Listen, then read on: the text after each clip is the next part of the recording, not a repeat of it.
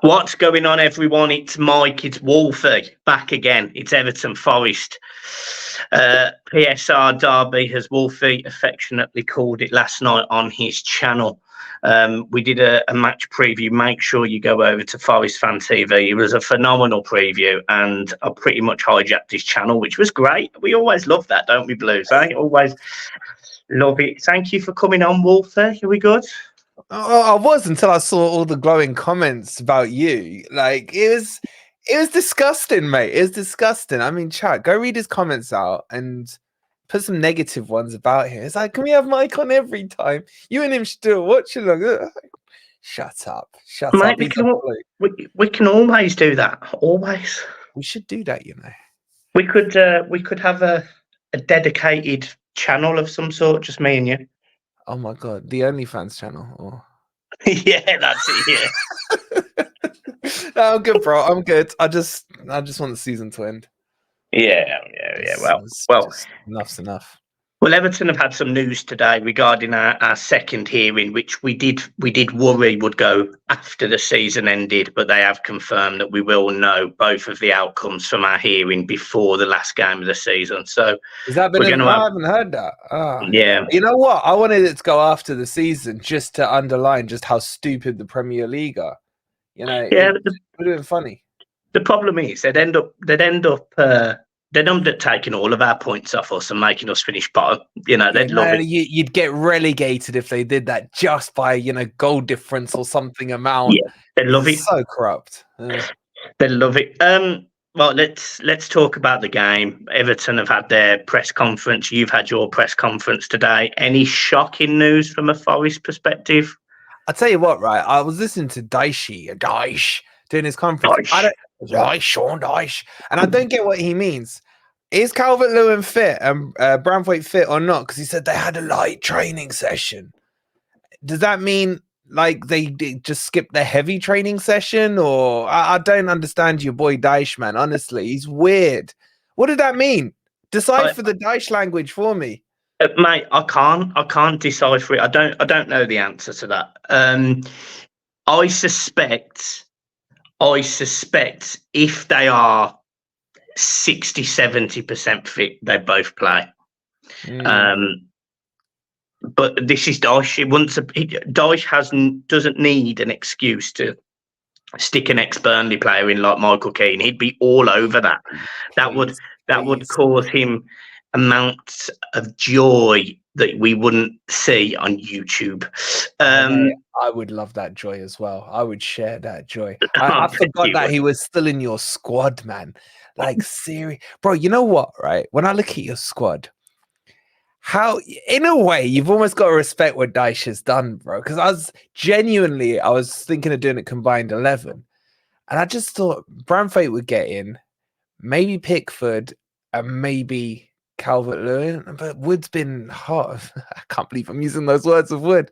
But the rest, man, it's like, bro, you need to get rid of the manager, the squad, the owners. You're getting rid of the stadium.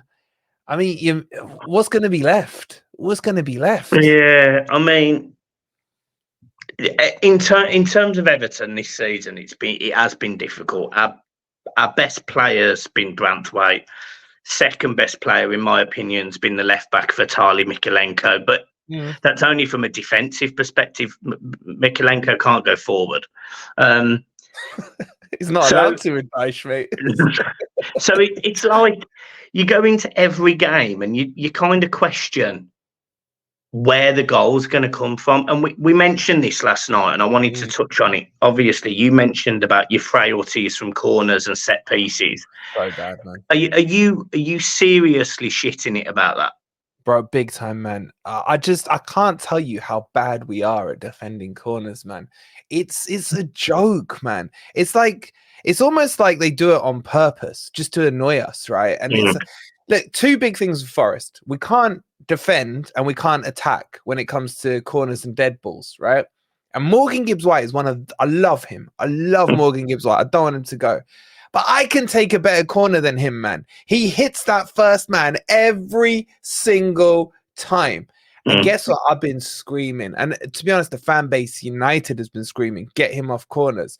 Look what happens against Wolves. We take him off corners. Reyna goes on corners, and we score from a corner. It was like, I didn't believe it went in. I had to do a double take, man. And the irony is, who put it in the net? It was Morgan Gibbs-White, man. It's like he's going to be better in the box than on the corners. Cooper had him on corners. Nuno had him on corners. And at the other end, I mean, just put the ball in the box from a corner, it automatically goes in. Someone will mess it up. And I reckon you'll probably get your goal from a corner tomorrow, mate. Or Sunday. Are you concerned about, again, you mentioned about the goalkeeper last night. Well, actually, you didn't. Crypto Rider did. How bad has he been? Because he's decent, man. He's decent. It was Turner that's crap, man. Like, me and you in goal, I mean, no goalkeeper would be better than Turner. Right? I'd rather play with 10 men. But Sells has been all right. Sells has been like, I haven't noticed him, is the best way I can describe him. And I like that. Yeah. He did mess up against Wolves. That's his first mistake. I'll let that one slide, yeah. But in general, his kicking is good. His distribution is decent. He's a bit, stiff. No fault of his own. He just has that stiff look. So he's not very elastic. I don't expect him to make a worldy save, dive in the last second kind of thing. Yeah. But I just want a keeper that I don't notice. And that's kind of what I've got with him. I still think we need a new keeper next season, but he's absolutely fine for me for the rest of the season. I've probably jinxed him, but whatever. And the other players I wanted to mention was Anthony Elanga and Callum Hudson-Odoi, because again, width, power, pace. Hudson-Odoi for me, at Chelsea, I thought he was incredibly overhyped at Chelsea. Yeah. This £35 million move to Bayern Munich and all of that. But he's come to Forest. He seemed to have had that little dip, or he was injured or whatever. But I watched him I think it was a weekend. I watched him and he was picking the ball up off the left. He was being more direct. He was being more aggressive. Has Nuno got his teeth into him, or is he just having a purple patch? No, he's been good. He's been a confidence player for me when he first came. He needed a goal. He got it early against Burnley, I think it was at the start of the season. Yeah. And where he's been good is cutting in and hitting that finesse shot from the edge of the box. He's got a few this season from there. Believe it or not, right? What makes him better? I can't believe I'm going to say these words. Nuno Tavares, who is one of the worst left backs I've ever seen defending. But when he goes forward, he creates an overload, which allows Hudson-Odoi in, which creates space. And it kind of was working. And then, of course, Forrestal, he went and got injured. And Einar's come in and he's doing a bit of that. Not as good as the attacking side as Tavares, but a lot better defensively.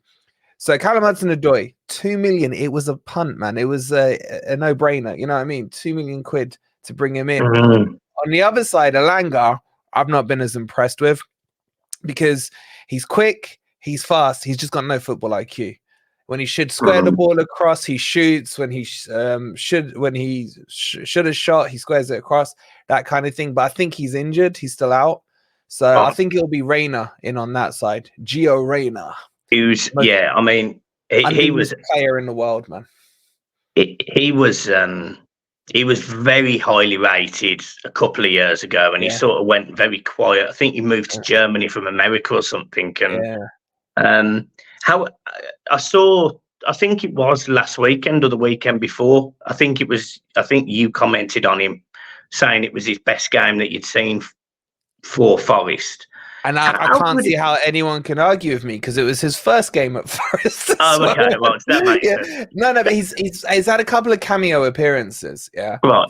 And what was interesting, I think it was against the Palace match, he came on, Morgan Gibbs-White got dropped into the 8, and then Gio went into the 10. And they were linking up, man. We suddenly had two players that had the ability to pass from A to B without messing it up. And I saw a bit of chemistry there. So when he came in, the problem was when he started against Wolves last week, because he's naturally a 10, and it put him in instead of Elanga. So what you found was that he was naturally drifting inside, so we didn't create much width on the right-hand side. Now, as frustrating as Elanga can be, he will keep himself, wide and create the stretchiness of the pitch. So, but I thought Reyna was decent. He got the assist for Morgan Gibbs-White from the corner. but he's just not in Nuno's plans. I don't feel like maybe Nuno didn't want him or something, but he's just No. in it alone. But I rate him, man. I rate him. I rate a lot of our players. It's just they're not clicking as a unit. You know what I mean? It's like But it's not there. it was always going to be difficult, wasn't it? It was always going to be difficult with the volume of turnover you had last season, and then you tried to improve on that this season. It was always going to be difficult from a Forest perspective. And look, let's be honest, it doesn't matter this season. Both teams are staying up. Luton are going down. I was very forceful about it last night. Man, I still think Luton. Proper ballsy about it. I was glad it's you saying it and not me, because I'd have got pelters. Yeah, well, I don't care. They hate me anyway, so I just ain't bothered. Like, just go down, just finish. You've concerned me a little bit thinking about what you've just said about the overlap with Tavares and Hudson-Odoi, because I hadn't looked at your team in that way, and that's on your right hand side. That's our biggest weakness. That is absolutely our biggest weakness, because he'll no doubt play Ashley Young, who ain't going to have the legs to keep up with anyone after 20 minutes, and he's probably going to go up against Coleman at right back, who, the best will in the world again. He hasn't got the legs to deal with Hudson-Odoi all game, so that now massively worries me. Well, I can make you feel better. I can make has Ashley Young scored for you yet? I feel like he has, once. Once, well, he scored a screamer against us last season after I called him Ashley old, cussed him down. Again, when he was at Villa, he put a screamer in from like 25 yards. So if he does that on Sunday, I'm going to be vexed, man. But yeah, I'm kind of thinking that your right hand side, our left hand side is going to be the key battle. Yeah. Because let's face it, we're both crap in midfield. We got donkeys on both teams that can't pass the ball. So it's just going to have to be one out wide. Yeah, which we haven't got. I mean, honestly, I'm really concerned about this game, because we go into it off the back of a 6-0, and the players looked. They didn't care. Like, they looked like they'd stopped for Dyche. It just didn't matter anymore, and that massively worries me, because I go into this game thinking they need to play for us, not Dyche. They need to play for us, and I just don't think there's enough quality in that squad to get results. My score prediction. It hasn't changed since yesterday. I think it's 1-1, but it really wouldn't surprise me if Forest are leading the majority of the game and Everton equalise late. Like, it really wouldn't. And that's what we've been like at home. We go 1-0 down at home to Fulham at the start of the season, and Wolves, and we lose 1-0 to Luton. We just ain't capable of it. So it worries me about Forest, especially when their strong side is our weak side. That's what worries me.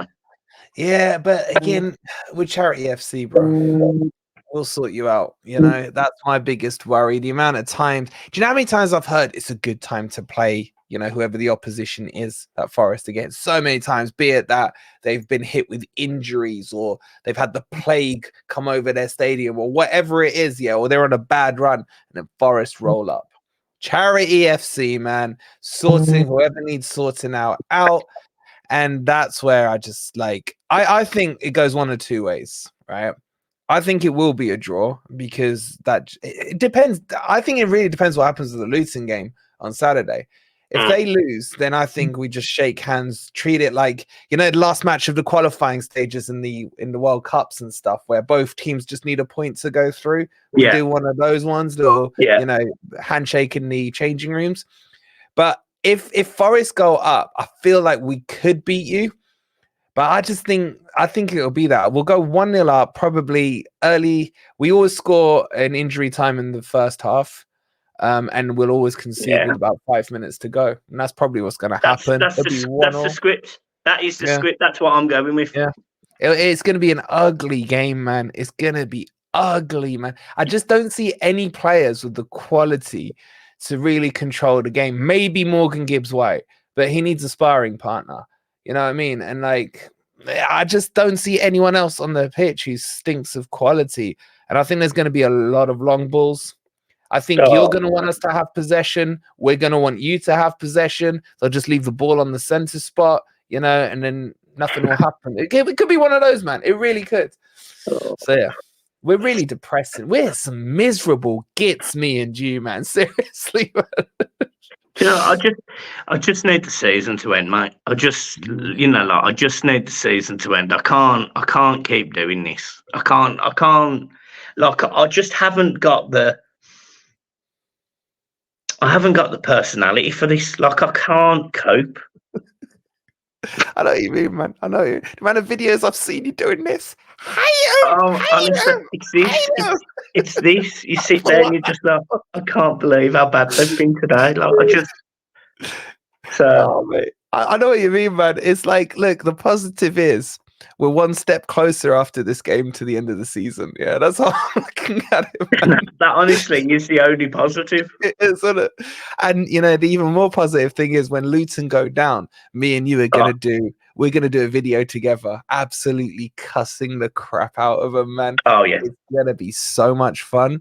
Yeah, and you know, the other positive, you are looking sexy today in that shirt, mate. Thanks, I've got to say, mate, Thanks. you are looking sharp. Everton blue and all that as well, fresh cut. They better be liking this video just for the effort you've made. Your boys looking like what's his name? What's the darts player? Oh, what, that kid?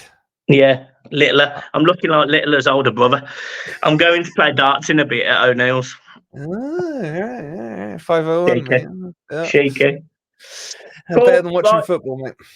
Well, as always, Wolfie, it's been a pleasure. Make sure, Blues, that you go straight over to the Forest Fans TV channel and hit the like and subscribe.